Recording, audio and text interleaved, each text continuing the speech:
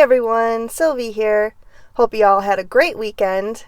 This video is essentially a second part to my JonBenet Ramsey video, and I think I'm probably going to do maybe 3 or 4 parts in total. So we'll just see how it goes, but I have gotten some more visions and some other little strange things around the case. So I definitely think that this is going to go into multiple parts. But without further ado, let's just go ahead and jump right into this part of the series. Okay, so Burke Ramsey. I know that whether Burke Ramsey was involved in JonBenet's death in any way has been discussed ad nauseum. So many people have theories, so many people have done in-depth analysis of Burke Ramsey and things like that. And I'm fully aware that many people are 100% convinced that Burke Ramsey killed JonBenet and that John and Patsy covered it up. Well, I have some differing opinions, and I also have a few things that I'd like to point out that I don't think have actually really been discussed very much at all, despite the fact that this case is 26 years old. I think that a few people may have mentioned these things, but I don't know how in-depth they've gone into. And if there is some information out there, videos, articles, whatever, that have discussed what I'm about to talk about, then that's fine. I'm just not aware of them. So I would like to know about them, though. If you find them or if you're aware of them, go ahead and leave that information in the comments. But what I'm talking about here is the fact that I believe that Burke Ramsey is definitely autistic. He is on the autism spectrum. This is not me taking on the opinion of someone that I've seen discussing this because, like I said, I think I've seen a couple people mention it, but I don't know that I've seen any real discussion about it.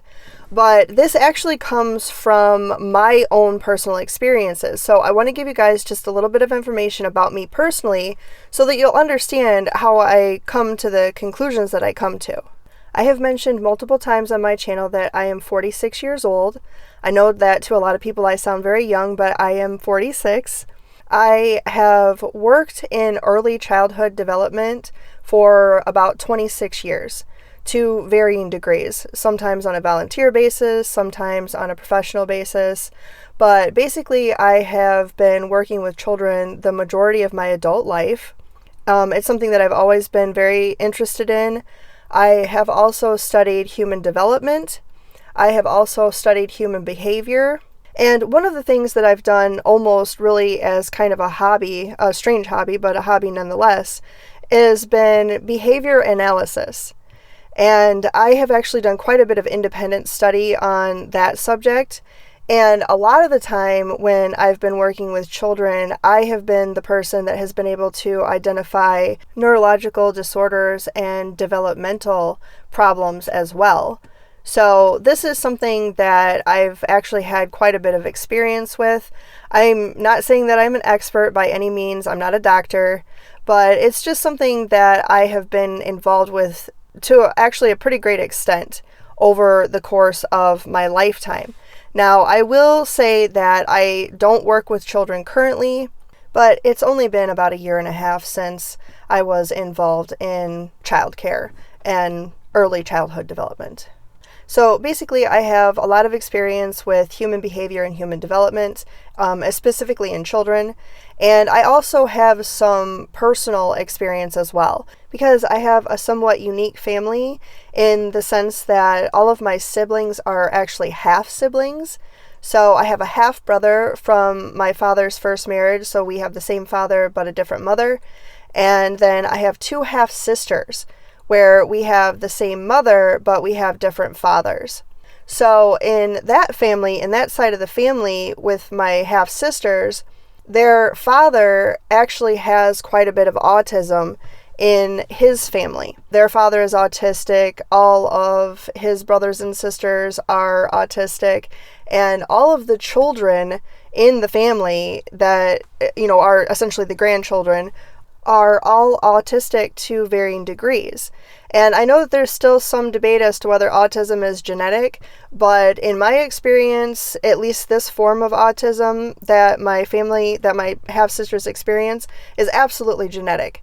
Because, like I said, everyone in their family is affected to varying degrees. Now, the reason that I'm bringing this up is because I'm trying to point out how siblings in the same family can actually be different in this way. Because with my sisters, they're younger than me, they're younger sisters, but the older of the two, she is what I would call slightly above average on the autism spectrum. So basically, she has a lot of autistic traits that she exhibits, but generally speaking, you wouldn't be 100% certain that she had some kind of condition. To give you kind of an example of what I'm talking about, a lot of people who have met my sister, and then later on down the road met me, and I have mentioned that my sister was autistic, they've been like, oh, that makes a lot of sense. But they weren't actually aware that she was autistic just upon meeting her and not having anyone say that to them. So a lot of people think that maybe she's just a little slow, maybe that she just doesn't process things as quickly and that she's socially awkward. But those are all actually traits of the autism. So sometimes people have this line where it's just difficult to tell whether they're autistic or whether they're just awkward. Now, with my other sister, the youngest of the two, she actually has relatively severe autism. So I would say that she is on the low functioning end of the scale. So she's in her 30s at this point, but she has the mentality of a young child. So this is a person who is never going to be able to care for themselves. She still lives with my mother. And when my mother passes away, she's going to have to go and live with family, or she's going to have to go into a care facility. So just to let you know that, this is the varying degree of the spectrum that I'm talking about. My one sister's never going to be able to take care of herself. She's always going to need assistance. And my other sister can take care of herself, but she struggles. She's seemingly, I don't really want to say normal, but I don't really know what other word to use, out in public in society, but she does struggle with a lot of things that other people, are able to process quite easily. My point to all this is I believe that Burke Ramsey is exactly that type of person. He's slightly above average on the autism spectrum. And so it gives him a lot of autistic traits. It gives him a lot of strange mannerisms, but people don't automatically realize that he's autistic. So I really wanted to point all of this out because this is the kind of thing that makes people look at Burke Ramsey and think, well, he's weird, he's creepy, he's inappropriately smiling and laughing and things of that nature. But here's the thing, okay? If you do not understand the autism spectrum and you do not understand how those traits exhibit in people, you're going to look at this child and even this grown man, even today, and you're going to think that he is a shady, shifty, weird, uncomfortable person. And it's going to be unsettling to you. But if you start to look at Burke Ramsey from an autistic perspective, and you can understand what I'm saying about being on that slightly above average notch where you don't really fit in anywhere, because you're not so low on the autism spectrum that people automatically assume that you have some kind of developmental issue, but you're not so high on the spectrum that you can just pass for an everyday person that doesn't have any developmental issues. He's stuck in that spot. And I actually think that this is the most difficult spot for people on the spectrum because you're just far enough where people don't have any idea that there's anything going on with you, so you come off as this weird, creepy, awkward person. Okay, now I know a lot of people have analyzed Burke Ramsey's early interviews that were done when he was a child, that were done in like 1996 and 1997, I think maybe. But I do have a couple of clips that I do want to go over with you guys really quickly because I think that these are the clips that people have scrutinized the most. And these are the clips that people have used most in their defense in claiming that Burke Ramsey had something to do with JonBenet's death. And they use his behavior in these clips, and I'd like to explain why I think that that is off-key. Most of these clips are only like 30 seconds or less than a minute, so I will show the clip and then I will explain to you the behaviors that I'm seeing in those clips. Okay, so here's going to be the first clip. This is an interview that was done with Burke where the interviewer is asking him about the night before JonBenet was killed. So I want you to watch the way that Burke is behaving, and I want you to listen to the questions that he's being asked by the interviewer. Please remember that these are old clips, so the quality is very poor. Okay. What about Christmas Eve? When you were going up there, did you guys have a snack before you went to bed that night? I forget. What was JonBenet's favorite snack? I don't think she had a snack. And I was going bed. Okay. Would she ever like a particular thing to eat during the day, her snack?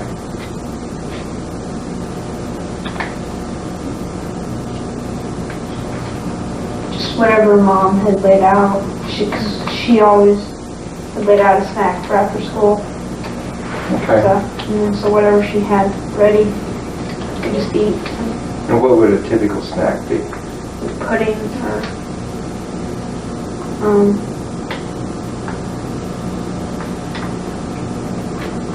or like leftover pizza or something. So would there ever be, it sounds like your mom was pretty nutritional, She wasn't that serious. Wasn't she? Some moms cut up apples. Yeah. What else would she do fruit-wise? That's all I know. Pineapple. Pineapple? Yeah. You mentioned that once before. Is that kind of a favorite of the family? Really favorite thing. Is that probably the most favorite? Apples or pineapple, probably the two. The thing I think most people usually notice first about this particular clip is how Burke is not sitting, how he's kind of climbing all over the furniture and things like that. Well, I can tell you very definitively that that is definitely an autistic behavior. That is something that comes from the uncomfortableness of not knowing what is expected from them, okay, when they're being clearly questioned, because even being on the spectrum, it's obvious that you're being questioned about something. So this situation is uncomfortable in and of itself. People on the autistic spectrum have a difficult time understanding what is expected of them. So if they're in a situation where it's obvious that there's going to be some kind of an expectation of how they should perform, there's going to be some nervousness. So that, I'm telling you straight off the bat, that is definitely an autistic behavior. Now, the second thing that I think that people probably notice is that it seems like Burke is hesitant to tell the interviewer about JonBenet's snack. And we all know that what the interviewer is getting at is the pineapple, because there was a bowl of pineapple and there's some pineapple mentioned in JonBenet's autopsy. So the interviewer is trying to get Burke to that point. Well, honestly, that's one of the issues that I have with this particular interview, because as somebody who works with children and as a mandated reporter, the one thing that you never do when you are trying to find out if a child has done something or if a child is a victim of abuse or something of that nature is to lead the child. And I really, really feel like the interviewer is leading Burke in this interview because he really wants him to say something about pineapple. But I don't think that Burke is actually avoiding talking about the pineapple. Like I mentioned just a few minutes ago, he's uncomfortable in the situation. He doesn't know what's expected of him. And I think that he honestly isn't thinking about the pineapple. He's not remembering it. He doesn't remember there being a snack that night, because autistic children often do not remember things like that. It's just not something that's important in their function, and it's not something that's important in their brain process. So you have to remember that this is a child that is not going to think like you and I. I really don't think that Burke is avoiding talking about the pineapple. I think that it's something that's not coming into his mind, and like I said, I do not like the way that the interviewer is leading him and trying to get him to say that. It's obvious to me that the interviewer just wants him to say pineapple. Okay, so now that leads me into actually the next clip, because the next clip that I have to show you guys is of the same interviewer showing Burke a picture of the dining room table from the night before JonBenet was killed. And once again, in this clip, pay close attention to the way that Burke is behaving and to the questions that the interviewer is asking him, because this is one clip that people definitely use to say Burke is avoiding and that he doesn't want to talk and, oh, he just realized that he's caught. But obviously, I wouldn't be doing this video if I didn't have a differing opinion, so I will share that with you after this short clip. That's the dining room table. Can you describe that to me? It's all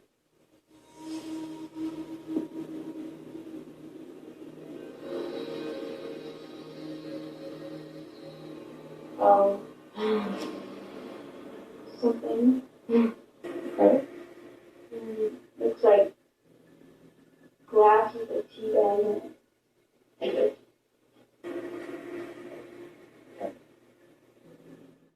Okay, a lot of people feel that this clip is a smoking gun, that this just shows that Burke just realized that he's caught, that he's going to get in trouble.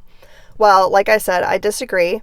First, I want to point out that this interview was done at a different time than the first clip that I showed you because both Burke and the interviewer are wearing different clothes. So we can presume these are interviews from different days. And I believe that the first interview that I showed, I think that interview took place first. And I'm sorry, I don't actually have the dates for these interviews. I'll try to look them up and see if I can verify which one was done first. But I'm pretty positive that the first clip that I showed was actually the first interview, and then this next clip was an interview that was done later.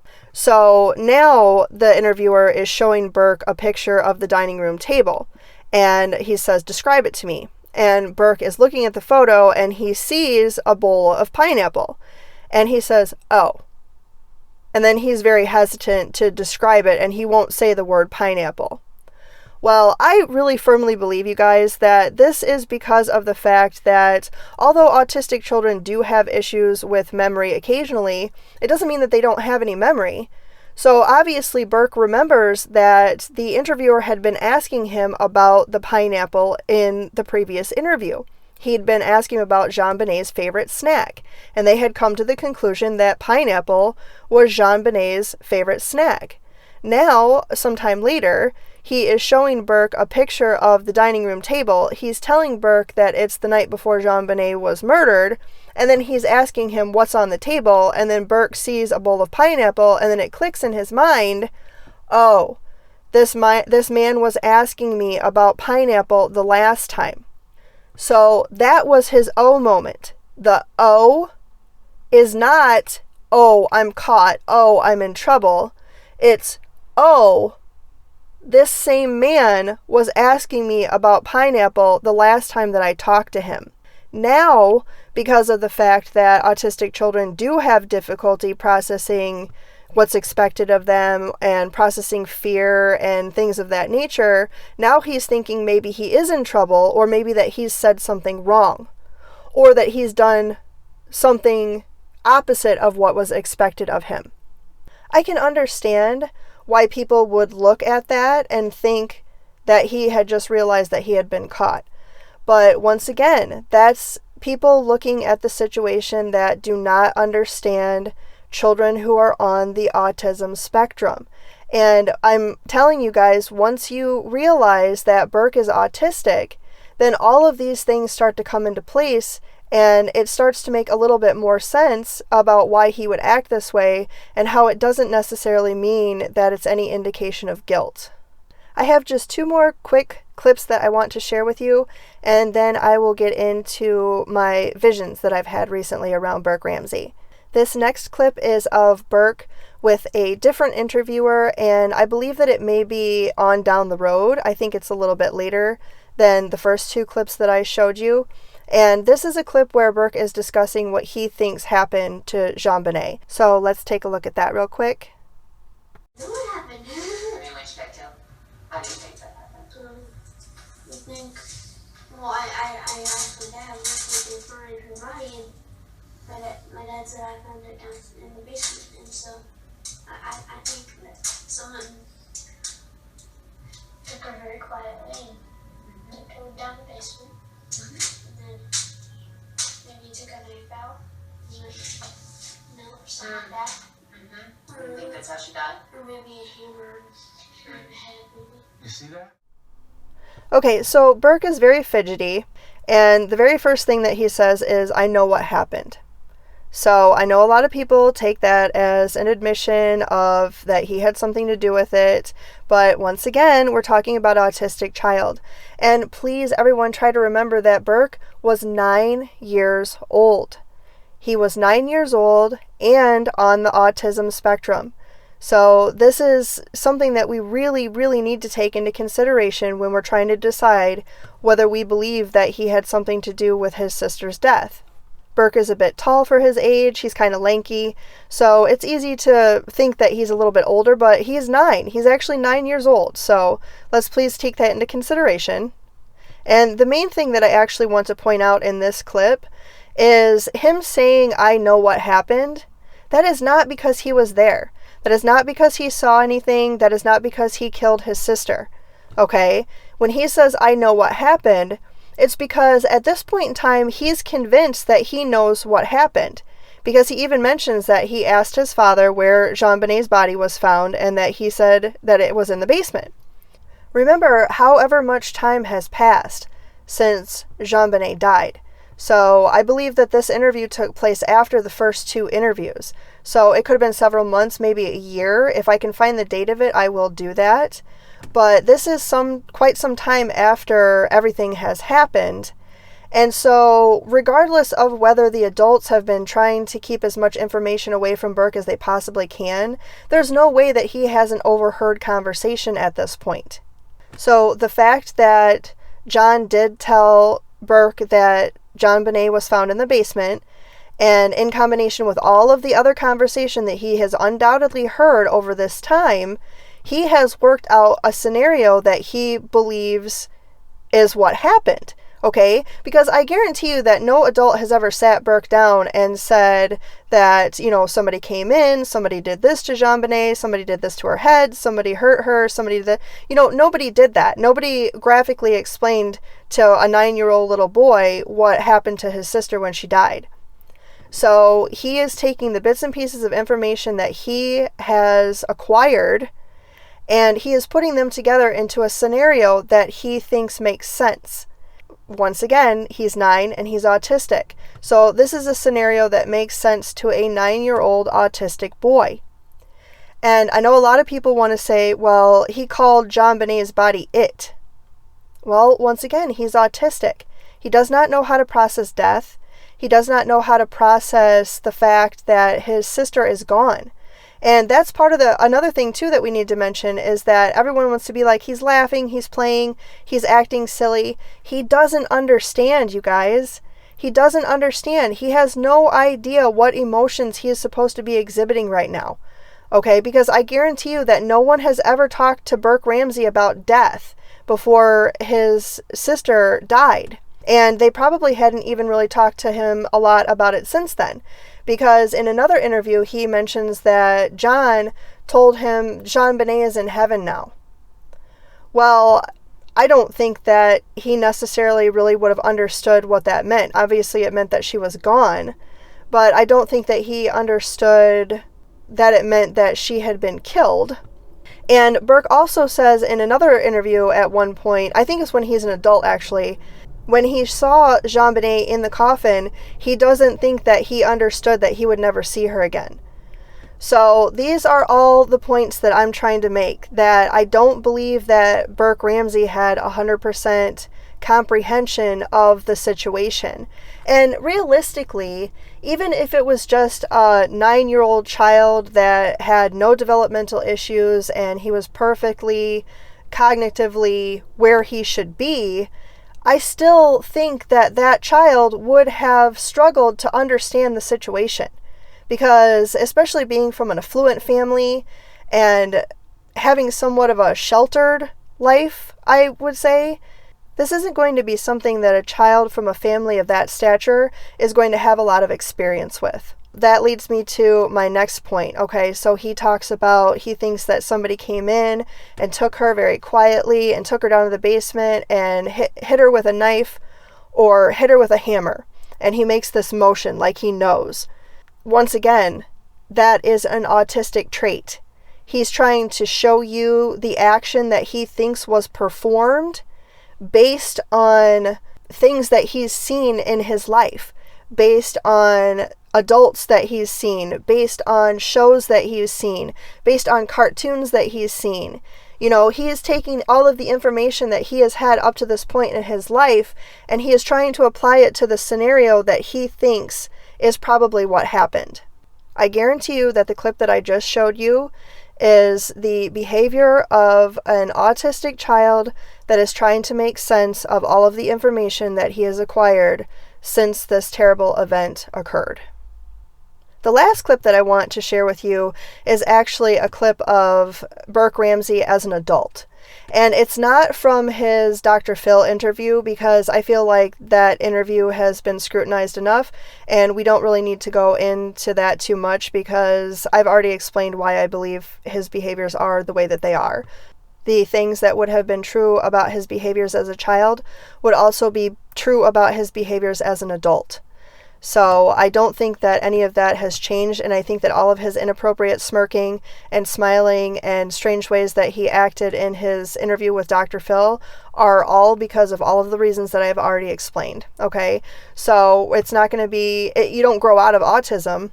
You might get to a point where you're a little bit more high functioning, you're a little bit more understanding of what's expected of you, but it's not going to change your mannerisms, and it's not going to change the inherent behavior that you exhibit as a person. Everybody has a personality, and people with autism obviously have personalities, but those personalities are going to exhibit in different ways, and that's why we view autism as a spectrum. So anyway, this is just a quick clip of Burke Ramsey as an adult. He is sitting in court during his lawsuit against CBS over a documentary that they had published, I guess insinuating that he had been the one who killed JonBenet. So take a look at this real quick. 30-year-old Burke Ramsey in court in Detroit, suing local yet world-renowned forensic pathologist Werner Spitz, accusing him of defamation in a $150 million lawsuit. Ramsey's attorney Lynn Wood noting his client has never been charged and was cleared by a grand jury, and won prior defamation lawsuits against tabloids that accused Burke of killing his sister. And I know that since 1998 and 1999, not a single member of the mainstream media or the tabloid media has ever accused this boy of killing his sister again. And I promised his mother on her deathbed that I would always be there for Burke, so that if anybody ever accused him of killing his sister, I would deal with him in a court of law. Here I am.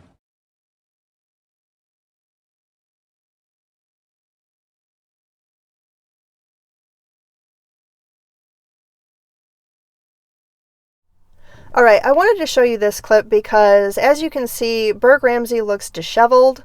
He looks like he's having a rough time. A lot of people will say that he still has that smirk. But like I've said many times already, that smirk is actually what I believe to be just an uncomfortable, awkward expression of someone who's not 100% certain how they're expected to act. Now, that's another thing too. If you have a person that's already uncertain of how they're supposed to be acting, and you put them under clear scrutiny, where you're basically accusing them of having done something horrible, they have absolutely no idea what they're supposed to be doing. So at this point in time, Burke is obviously, I think he's 30 years old, and it's been a considerable amount of time since everything had happened. But you can see that even after all this time, even after he's sitting here in this courtroom facing this lawsuit because these people have defamed him, and like the lawyer pointed out, he's never been charged or anything of that nature, you can tell that he's very uncomfortable, and to me it's obvious that the whole situation is getting to him. Okay, he looks very stressed, he looks clearly unkempt, And that's something that is going to happen when somebody on the spectrum does not have anyone there to support them. So I'm not saying that Burke's family had, abandoned him or anything like that. I'm just saying that I don't see anyone else there in court. So I think that he might be trying to do this alone. And that in and of itself is going to be a very stressful situation for anybody. And I can tell you that when I went through a couple of court cases, it was extremely stressful and traumatizing, and it was difficult even for me to deal with, and I am an intelligent, educated person who doesn't have any developmental issues. So I can just imagine the kind of stress and strain that Burke Ramsey is feeling at this point, even after all that time, but just sitting in that courtroom facing that lawsuit. I have made it blatantly obvious throughout the course of this video that I do not believe that Burke Ramsey had anything to do with JonBenet's death in any way whatsoever. I'm sure that you probably figured that out relatively quickly, that I do not believe that he had anything to do with it. And obviously, I've explained all of the logical and scientific reasons why I believe that based on my real-world experience. And I have mentioned many times on this channel that I do have a very scientific and logical side to me. However, this is obviously my psychic paranormal channel, so I do have some psychic visions and some interpretations that I feel as well. Now, I'm sure most people are going to expect that my analysis, my logical, scientific type analysis, is going to somewhat coincide with my psychic visions. But that's not always the case, and I do try really hard to separate that. I try to separate the logical, scientific part of my thinking from my visions. So I try not to let that taint my visions in any way. And I just, I get lucky a lot of times when those things, my logic and my visions, seem to coincide. But like I said, that's not always the case. In this case, my visions are coinciding fairly well with my logical analysis. So the first vision that I had gotten around Burke Ramsey was I basically just saw him sleeping in his room, and all of a sudden Patsy bursts into his room. She runs around frantically. She's clearly looking for something. She's saying something that I can't quite understand. And then she just rushes out of the room. She doesn't turn on the light or talk to Burke, and she leaves the door open. During the course of my research, I actually later came across an interview, I think it was the interview with Dr. Phil and Burke, where Burke actually says that. He talks about that. He talks about how Patsy did burst into his room, that she ran around and she was looking for something, and she was saying, "Where's my baby?" or "Oh, my baby," or something like that, and then she rushed back out of the room. And I don't think that Burke mentions the light or the door or anything like that, but I was actually kind of surprised because that was pretty much exactly what I saw. Now, part of the criticism that Burke faces is people say, well, if all of this happened, and he also discusses that shortly after Patsy had come in the room, a police officer had come in the room with a flashlight. And a lot of people are speculating, well, if all this is going on, if Patsy's coming in there and a police officer's coming in there, then why isn't Burke getting out of bed and going downstairs to see what's going on? Because he claimed, and Patsy claimed, and I'm not sure if John even talks about it, but they all claimed that Burke stayed in his bed, that he was in the bed the whole morning. And like I said, people want to say, why didn't he get out of bed? Why didn't he get out of bed when Patsy came in? Why didn't he get out of bed when the policeman officer came in? Yada, yada, yada. Well, I would just like to reiterate once again that, well, first of all, that's exactly what I saw. In my vision was exactly what Burke described, that Patsy had run in, she looked around, and that she ran out without talking to him or without turning on the light or anything. She basically just left him there in the bed and didn't tell him a single thing. So once again, it's playing into the fact that Burke was 9 and I believe autistic. And that's something that autistic children especially, because even as adults it's a difficulty, but children have a very difficult time processing fear. And that's actually any child. And it's far more difficult for a child on the autism spectrum to process the emotion of fear. So if Burke was sleeping and Patsy burst into his room and she's running around frantically, and then she runs back out of the room, she doesn't turn on the light, she doesn't speak a word to him, he can hear a bunch of commotion going on downstairs, and then a few minutes later a police officer comes in there with a flashlight and starts flashing it around, and once again doesn't talk to him, once again doesn't turn on the light. I can imagine that Burke, as a 9-year-old autistic child, is probably going to be terrified. He has absolutely no idea what's happening. He has absolutely no idea what's going on. He doesn't know if there's someone in the house. He doesn't know if he should get out of his bed. Nobody has told him what he should or shouldn't be doing, and he does not know how to process what he's feeling. In the latter part of that short vision, I do see Burke curled up in his bed, and he's just laying there. He's just curled up, he's frozen, and he's covered up under his blanket. You know, he's got it over his head, kind of. And this is another thing, too, that people don't mention a lot of the time when they talk about adrenaline or they talk about fear. They talk about fight or flight. But the thing that they don't mention is that it's actually fight, flight, or freeze. Because some people don't have that capacity. Some people do not have the capacity to fight or to run away. They actually just freeze, and they don't know what to do. And that's not just an autistic thing. That's actually very common in a lot of people who are not familiar with how to deal with conflict, or who've been somewhat sheltered, or who just don't deal well with conflict resolution, or who don't deal well with fear. So it's not unrealistic to think that this 9-year-old autistic boy would be frozen in fear in his bed, and that he would stay there for hours until somebody came and got him, or until somebody came and told him what he was supposed to do. Just one last thing to mention really quickly. I know a lot of people will go back to the 911 call, where supposedly at the very end of the 911 call, you can hear some voices. It sounds like the phone didn't quite get hung up after Patsy called 911. And if you listen closely, it kind of sounds like people are talking. And there have been enhanced recordings done, or enhancements of the recording, I mean. And people are claiming that they can very clearly hear certain things being said at the very end of that call. They claim that they hear Burke saying, "What did you find?" And then some people also say that they hear John saying something like, "We're not talking to you," or something like that.